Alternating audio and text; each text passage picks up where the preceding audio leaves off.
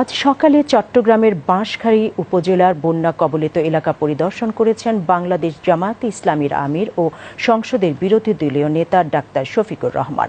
এর মধ্যে তিনি উপজেলার কালীপুর ইউনিয়নের গুনাগাড়ী খাসমহলে বন্যা কবলিত এলাকায় বন্যা দুর্গত এলাকাবাসীর মধ্যে খাদ্য সামগ্রী বিতরণ ও নগদ অর্থ প্রদান করেন এবং বন্যা দুর্গত এলাকার এলাকাবাসীর সাথে কথা বলেন।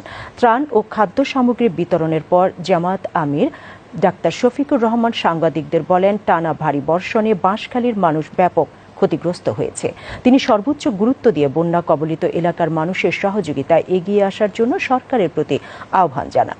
এ সময় জামায়াতে আমির ইসলামীর সহকারী সেক্রেটারি জেনারেল মাওলানা মোহাম্মদ শাহজাহান, সংসদ সদস্য মোহাম্মদ জহুরুল ইসলাম, সংসদ সদস্য শাহজাহান চৌধুরী সহ জামায়াতের বিভিন্ন পর্যায়ের নেতৃবৃন্দ উপস্থিত ছিলেন। এখানে আসার মূল উদ্দেশ্য হচ্ছে চিত্রটা স্বচক্ষে দেখা, মানুষ কতটা কষ্টে আছে, বন্যার ভিতরে মানুষ বসবাস করছে কিভাবে, খাচ্ছে কি, থাকছে কোথায়, এই বিষয়গুলো আমরা স্বচক্ষে দেখার জন্য এখানে এসেছি।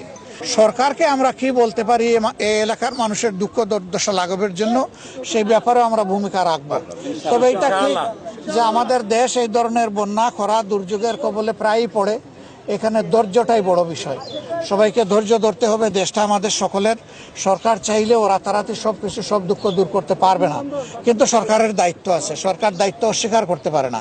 এই জন্য সরকারের সর্বোচ্চ অগ্রাধিকার দিয়ে এখন যাতে বন্যা কবলিত এলাকা, বিশেষ করে 4টা বিভাগ, চট্টগ্রাম, তারপরে সিলেট, ময়মনসিংহ এবং রংপুর, এই 4টা বিভাগ বেশি ক্ষতিগ্রস্ত।